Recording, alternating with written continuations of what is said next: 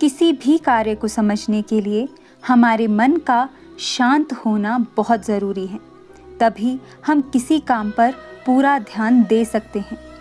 भगवान श्री कृष्ण ने मन को शांत करने के लिए 2 उपाय बताए हैं। भगवत गीता में भगवान श्री कृष्ण कहते हैं कि मन का बेचैन होना उसका स्वभाव है। हमारे मन को लगता है कि अगर वो अलग अलग बातों के बारे में सोचता रहेगा तो हमें आने वाली हर मुसीबत से बचा लेगा, लेकिन ऐसा नहीं हो पाता। हम अपने जीवन का काफ़ी समय सोच विचार करके परेशान होने में निकाल देते हैं। भगवान श्री कृष्ण कहते हैं कि मन का ये स्वभाव बदलना मुश्किल ज़रूर है, लेकिन असंभव नहीं। जीवन में कुछ भी होता है, अच्छा या बुरा, हमारा मन हर विषय पर शोर मचाना शुरू कर देता है और मनुष्य को व्याकुल तथा परेशान कर देता है। भगवान श्री कृष्ण हमें हमारे मन को शांत और स्थिर रखने के लिए 2 उपाय देते हैं। पहला उपाय है ध्यान लगाना, यानी मेडिटेट करना, और दूसरा है वैराग्य भाव सीखना। अब मेडिटेशन का मतलब केवल ये नहीं है कि आंखें बंद कर सांसें अंदर बाहर ले ली और मेडिटेशन हो गया। यहाँ हम सब गलती कर बैठते हैं। मेडिटेशन या ध्यान का मतलब सिर्फ आंख बंद कर बैठना नहीं होता। मेडिटेशन का मतलब होता है अपना पूरा ध्यान किसी चीज़ पर लगाना और उसे हटने नहीं देना। अगर आप खाना बना रहे हैं तो सिर्फ उस पर ध्यान दीजिए। अगर आप टीवी देख रहे हैं तो अपना पूरा ध्यान टीवी पर लगाएं।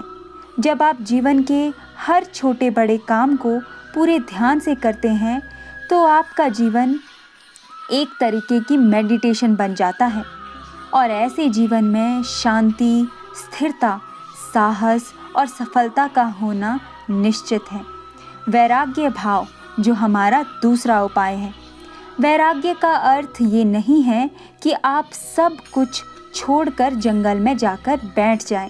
वैराग्य का सच्चा अर्थ है कि आप जो काम कर रहे हैं उसका क्या नतीजा या रिज़ल्ट निकलेगा उसकी चिंता ना करें। जैसे अगर कोई इंटरव्यू दिया है आपने, तो आप ये कर सकते हैं कि पूरे मन से तैयारी करें और अपना बेस्ट देकर आ जाएं। वो नौकरी का मिलना या ना मिलना आपके हाथ में नहीं है। इस नतीजे के पीछे अलग अलग चीज़ें हैं जो आपके बिल्कुल कंट्रोल में नहीं है। तो जिस चीज़ के बारे में आप कुछ नहीं कर सकते उसके बारे में चिंता भी ना करें। यही वैराग्य का सच्चा मतलब होता है, और यही है भगवान श्री कृष्ण का दूसरा उपाय, मन को चिंता से बचाने का उपाय। अपने अंदर संतोष का भाव रखिए, और संतोष का भाव आता है भक्ति मार्ग से। आप किसी भी मंत्र का जाप कर सकते हैं, आप नाम जप कर सकते हैं। मन यदि विचलित हो, जो कि होगा ही क्योंकि उसका स्वभाव है, आप प्यार से मन को समझाइए और शांत कर लीजिए और अपने प्रयासों को जारी रखिए।